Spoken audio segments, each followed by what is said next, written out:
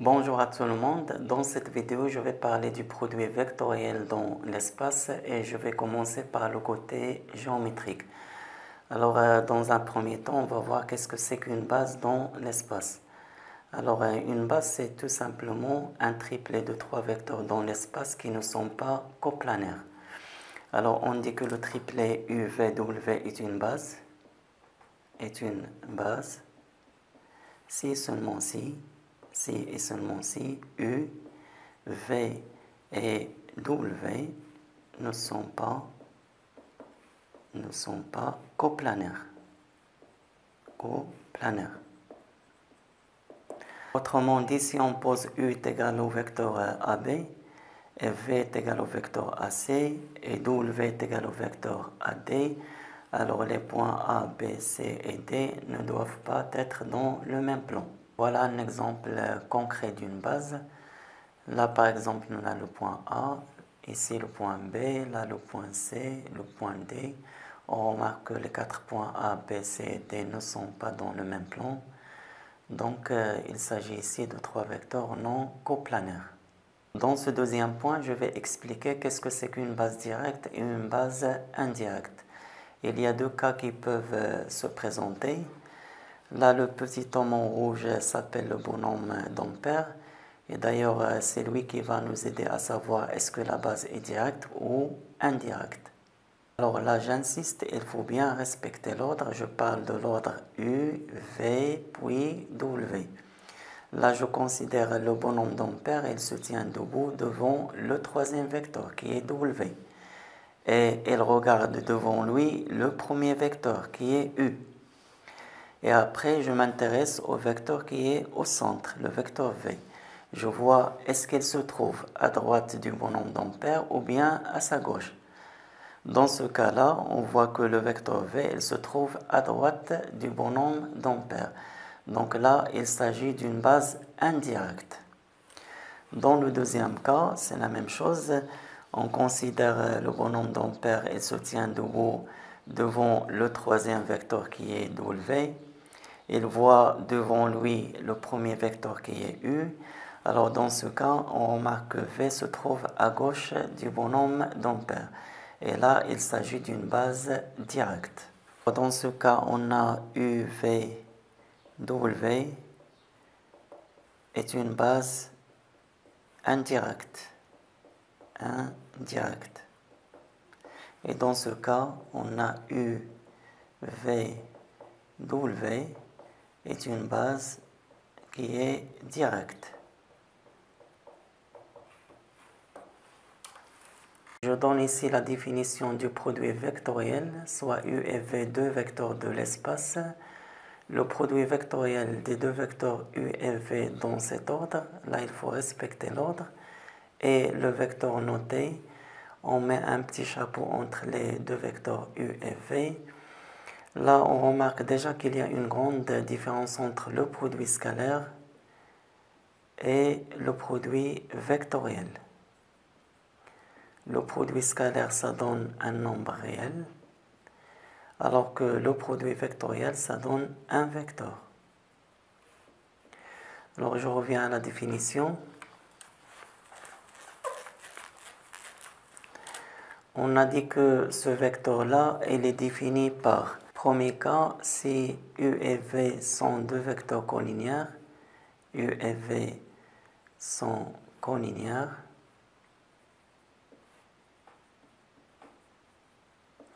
alors dans ce cas, on pose par définition que le produit vectoriel des deux vecteurs U et V est égal au vecteur nul. Deuxième cas, si U et V ne sont pas collinéaires, si U et V ne sont pas collinéaires,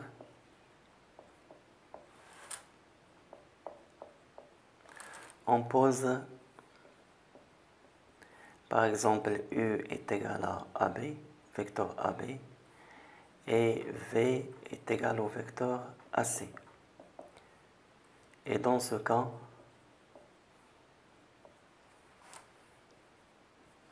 le produit vectoriel des deux vecteurs U et V, c'est-à-dire des deux vecteurs AB et AC, et le vecteur qui vérifie, c'est le vecteur qui vérifie les trois conditions suivantes. La première condition, c'est que ce vecteur-là, qui est le produit vectoriel des deux vecteurs AB et AC, doit être normal au plan ABC, est un vecteur normal,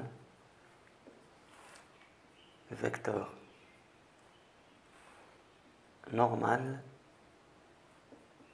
au plan ABC, au plan défini par les 3 points A, B et C. La deuxième condition, on doit voir que le triplet AB, AC et le troisième vecteur C, le produit vectoriel. Alors ce triplet doit être une base directe. Une base directe.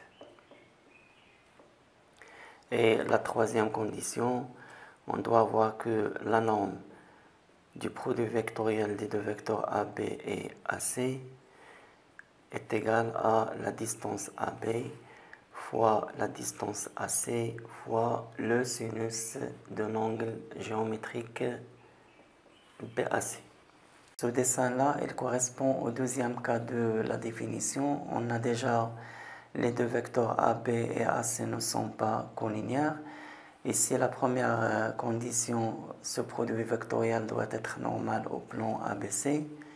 En effet, ici, la direction du vecteur en rouge, elle est à la fois perpendiculaire à la droite AB et à la droite AC. Et on sait que les deux droites AB et AC sont 50 en A. Donc, cette direction est perpendiculaire au plan ABC. Et par suite, ce vecteur-là, elle est bien normal au plan ABC. La deuxième condition, ce triplet-là doit être une base directe, ce qui est vérifié ici.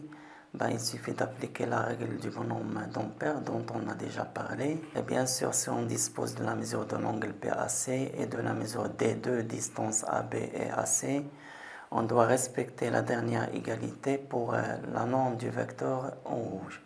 D'autre part, si je considère le triangle ABC, je rappelle que la surface de ce triangle, si je la note SABC, est égale à 1,5 fois la distance AB fois la distance AC fois sinus l'angle BAC. Et dans cette égalité, si je multiplie les deux termes par 1,5, j'aurai ici 1,5 fois la norme de ce produit vectoriel est égale à 1,5 fois la distance AB fois AC fois sinus BAC. Alors de la relation 1 et 2, on peut en déduire que la surface du triangle ABC est égale exactement à la moitié, est égale à 1,5 fois la norme du produit vectoriel des deux vecteurs AB et AC. Comme application, on a ABCD est un trapèze de base AB et CD rectangle en A, tel que la distance AB est égale à 4 et la distance AD est égale à 3. La question, c'est déterminer le produit vectoriel des deux vecteurs AB et CD et calculer la norme du produit vectoriel des deux vecteurs AB et AD. Alors, on a d'après les données, ABCD, c'est un trapèze de base AB et CD. Donc, la droite AB est parallèle à DC. Alors, on a, d'après les données, AB est parallèle à DC. Donc, les deux vecteurs AB et CD sont collinéaires.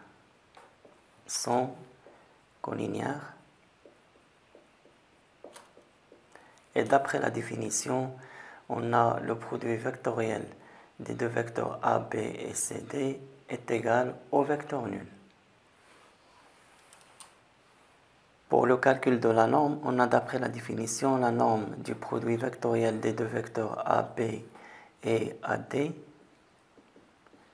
est égale à la distance AB fois la distance AD fois sinus l'angle géométrique BAD. Donc il suffit de remplacer. On a la distance AB est égale à 4. La distance AD c'est 3. Et la mesure de l'angle PAD c'est pi sur 2. Alors ce qui donne 12 fois sinus pi sur 2 est égal à 1. Donc la norme du produit vectoriel des deux vecteurs AB et AD en fait est égale à 12. Alors ce qu'on doit retenir dans cette première partie, il y a trois choses. La première c'est que soit AB et EF, deux vecteurs de l'espace non nul, on a l'équivalence suivante. La droite AB est parallèle à la droite EF si et seulement si le produit vectoriel des deux vecteurs AB et EF est égal au vecteur nul. La deuxième chose, c'est que soit A, B et C, trois points de l'espace, on a A, B et C sont trois points alignés si et seulement si le produit vectoriel des deux vecteurs A, B et AC est égal au vecteur nul. Et troisième chose, soit A, B et C, trois points non alignés. Alors dans ce cas, on a le produit vectoriel de AB et AC est un vecteur qui est normal au plan ABC. Et d'autre part, la surface du triangle ABC est égale à 1 demi fois la norme du produit vectoriel de AB et AC. Dans la partie 2, je passe au côté analytique du produit vectoriel et je commence par la définition d'un repère orthonormé direct dans l'espace. Alors, soit O un point de l'espace, et soit I, J et K trois vecteurs de l'espace. On dit que OIJK est un repère orthonormé direct, est un repère orthonormé direct,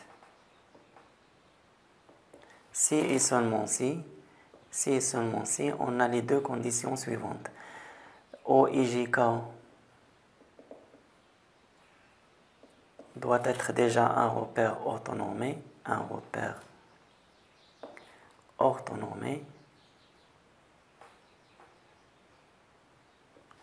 et le triplet IJK doit être une base directe,